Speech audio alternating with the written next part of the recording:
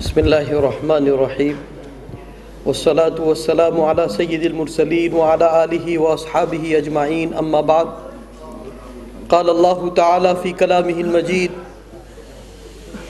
بعد أعوذ بالله من الشيطان الرجيم بسم الله الرحمن الرحيم ومن يعظم شعائر الله فإنها من تقوى القلوب وقال النبي صلى الله عليه وسلم خير القرون قرني ثم الذين يلونهم ثم الذين يلونهم وفي رواية 3 مرات ثم الذين يلونهم وقال النبي صلى الله عليه وسلم أيضا خير الناس قرني صدق الله مولانا العظيم وصدق رسوله النبي الكريم ونحن على ذلك لمن الشاهدين والشاكرين والحمد لله رب العالمين إن الله وملائكته يصلون على النبي يا أيها الذين آمنوا صلوا عليه وسلموا تسليما اللهم صل على سيدنا مولانا محمد وعلى آل سيدنا مولانا محمد وبارك وسلم.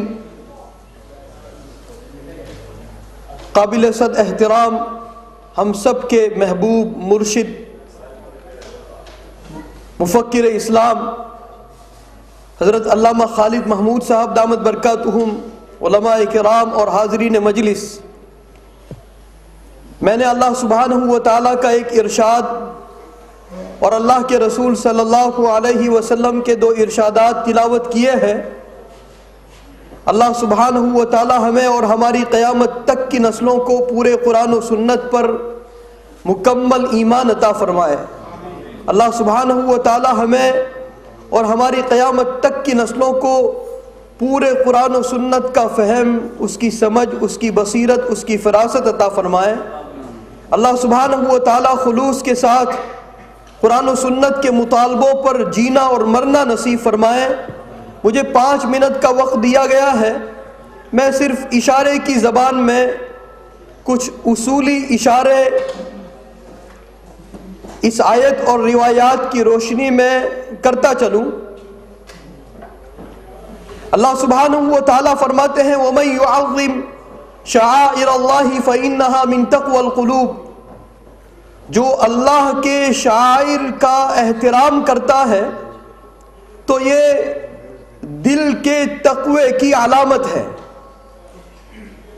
اللہ کے رسول صلی اللہ علیہ وسلم نے فرمایا خیر القرون قرنی، اور ساتھ ہی فرمایا ثم الذین یلونہم ثم الذین یلونہم، اور ایک روایت میں 3 مرتبہ آیا ہے. رسول اللہ صلی اللہ علیہ وسلم فرماتے ہیں کہ سب سے بہترین قرن میرا قرن ہے، پھر اس کے بعد والا، اور پھر اس کے بعد والا، اور ایک روایت میں 3 مرتبہ آیا ہے پھر اس کے بعد والا.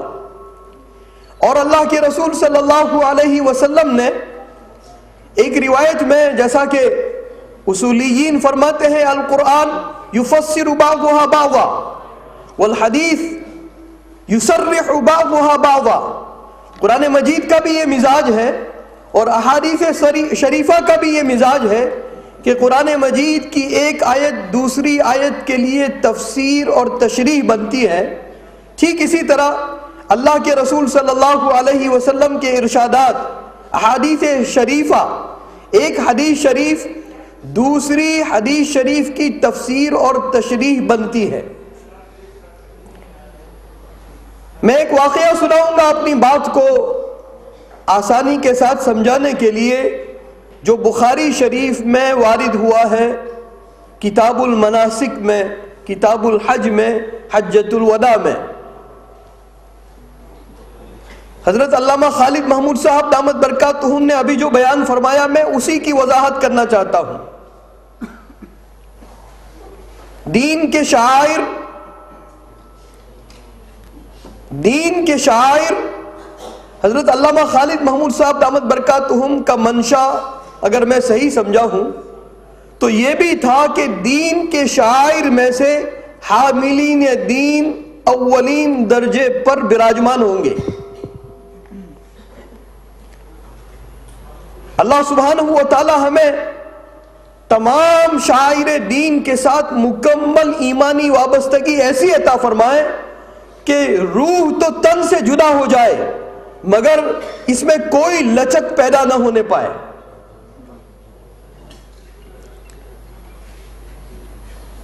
واقعہ عرض کرنے سے پہلے انہی آیات اور روایات کی روشنی میں عرض کرتا چلوں کہ مذہب کی زمین بڑی زرخیز ہوتی ہے. مذہب کی زمین بڑی زرخیز ہوتی ہے. جیسے کوئی زمین زرخیز ہو تو اس پر سر سبز و شاداب قسم کے پاک اگتے ہیں. ٹھیک اسی طرح مذہب کی زمین بڑی زرخیز ہوتی ہے، اور ہر زرخیز زمین پر پاک پھلوں کی اور قسم کی ویجیٹیشن کی فراوانی ہوتی ہے. اور یہ بات بھی ساتھ ساتھ چلتی ہے کہ جس زرخیز زمین پر پھول اگتے ہیں وہاں کبھی کبھی ان پھولوں کے ساتھ کانٹے بھی اگتے ہیں. ٹھیک اسی طرح مذہب کی زمین پر جہاں پھول اگتے ہیں وہاں مذہب کی زمین پر کبھی کبھی کانٹے بھی اگتے ہیں. اور اگر ہم مذہب کی تاریخ کو تقسیم کریں، مذہب کی تاریخ کو سمجھنے کی کوشش کریں، آج عجیب باتیں حضرت علامہ دامت برکاتہم نے بڑے اشاروں میں بیان فرمائی ہے.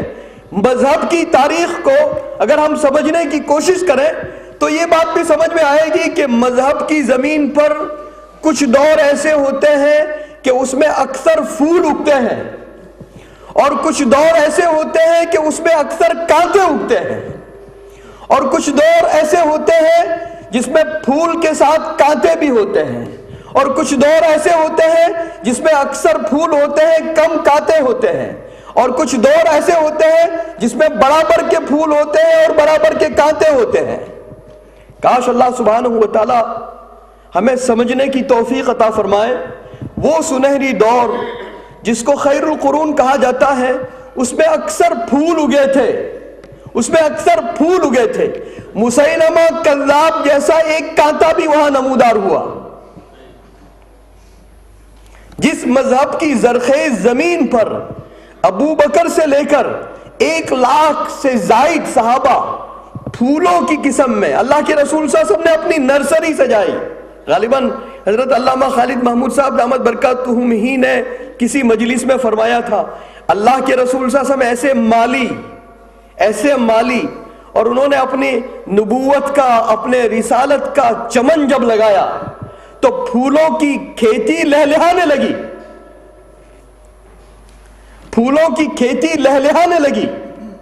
اور حضرت ابو بکر رضی اللہ تعالیٰ عنہ سے لے کر 1,24,000 تقریباً کم و بیش صحابہ ان کی نرسری لگائی اللہ کے رسول صلی اللہ علیہ وسلم نے. ایسے خوشبودار پھول چھوڑے. لیکن زرخیز زمین اس کا فطری لازمہ اور خاصہ یہ ہے کہ پھولوں کے ساتھ کبھی کبھی اس زرخیز زمین پر کانٹے بھی اگتے ہیں. مسیلمہ کذاب نامی ایک کانٹا وہاں اگا، اسود عنسی جیسا، طلیحہ جیسے کانٹے اگے. لیکن وہ دور تھا جس میں اکثر پھول اور کم کانٹے. اور اشارہ یہ بھی کرتا چلوں کہ جہاں زرخیز زمین کا مذہب کی یہ معاملہ رہا ہے کہ پھولوں کے ساتھ کانٹے بھی اگتے ہیں، انفارچونیٹلی رونے والا مقام ہے. جس دور میں اور آپ داخل ہو رہے ہیں ایسا لگتا ہے کہ مذہب کی زمین پر پھولوں سے زیادہ کانٹے اگنے لگیں گے. اور ایک اور ڈرنے کی بات ہے، اللہ تعالیٰ ہمیں بچائے، مفاد پرستی سے بچائے، اللہ تعالیٰ خود غرضی سے بچائے، اللہ سبحانہ و تعالیٰ صدیقی جذبہ عطا فرمائے. حضرت علامہ خالد محمود صاحب دامت برکاتہم ابھی بیان فرما رہے تھے، نصیحتیں فرما رہے تھے، اور آپ کو یہ جذبہ اندر سے ابلتا ہوا نظر آیا ہوگا کہ کوئی موڑ، کوئی محاذ اسلام کے دفاع کے لیے، حق کے دفاع کے لیے، سچ اور امانت کے دفاع کے لیے موت تک میں چھوڑنا نہیں چاہتا. کاش اللہ سبحانہ و تعالیٰ مفاد پرستی سے بچائے، خود غرضی سے بچائے۔ اللہ سبحانہ و تعالی ہمیں بے لوث دین کی خدمت کے لیے قبول کر لے۔ جو ڈرنے والا اشارہ میں کرنا چاہتا ہوں، اللہ تعالیٰ نے مذہب کی تاریخ میں ہمیں یہ بھی بتلایا ہے کہ کبھی کبھی پھول بھی کانٹے بن جاتے ہیں، کبھی کبھی پھول بھی کانٹے بن جاتے ہیں، جن کو اللہ تعالیٰ نے جا بجا خطاب کر کے یہ فرمایا، یا بنی اسرائیل اذکروا نعمتی التی انعمت علیکم وانی فضلتکم علی العالمین، جن کو عالمین پر فضیلت دی گئی تھی، جو چوزن ریس تھے، جو بڑے افضلیت کے مقام پر فائز تھے۔ اللہ سبحانہ و تعالیٰ نے انہی پھولوں کو قرآن مجید میں کانٹا بنا کر اشارہ کیا کہ تم ہر نماز میں، ہر رکعت میں اللہ تعالیٰ سے درخواست کرو، اہدنا الصراط المستقیم، صراط مستقیم کی ہمیں ہدایت فرما، صراط الذین انعمت علیہم، جن پر آپ کا انعام اترا ان کے راستے کی ہمیں ہدایت فرما، غیر المغضوب علیہم ولا الضالین، جو پھول تھے وہ مغضوب علیہم بن گئے۔ اللہ سبحانہ و تعالیٰ ہمیں توفیق عطا فرمائے۔ اگر پوری بات سمجھ میں نہ آئی ہو تو ختم نبوت کے حوالے سے میں بخاری شریف کی یہ روایت سنا کر بات کو ختم کروں گا انشاءاللہ۔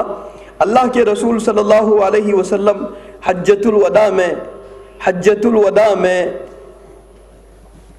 مزدلفہ سے روانہ ہوئے،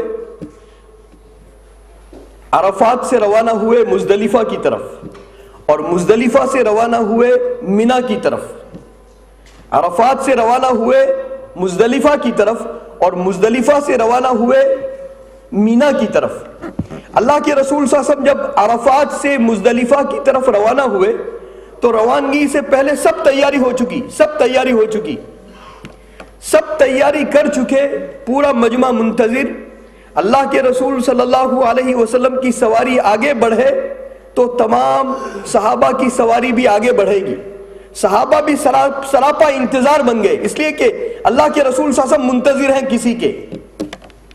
اللہ کے رسول صلی اللہ علیہ وسلم کا جب انتظار پورا ہوا، اللہ سبحانہ و تعالی ہمیں حاملین دین کے ساتھ سچی اور پکی محبت عطا فرمائے، سچی اور پکی عقیدت عطا فرمائے۔ نہ وہ انبیاء ہیں، نہ وہ صحابہ ہیں، نہ وہ معصوم ہیں، نہ وہ محفوظ ہیں، مگر دین والوں کے ساتھ عقیدت اور محبت کے رشتے میں دل سے دل کی دولتیں اللہ تعالیٰ منتقل فرماتے رہتے ہیں، اور اللہ تعالیٰ کا یہ نظام دل سے دل کی دولتوں کو منتقل فرماتے رہنے کا قیامت تک جاری رہے گا۔ دنیا کی کوئی ٹیکنالوجی اس کو کوئی نقصان نہیں پہنچا سکتی۔ اللہ کا جو محبوب ہوتا ہے وہ اللہ کے بندوں کا محبوب ہوتا ہے، اور اللہ کے محبوب کا جو محبوب ہوتا ہے وہ اللہ کے رسول صلی اللہ علیہ وسلم کے امتیوں کا محبوب ہوتا ہے۔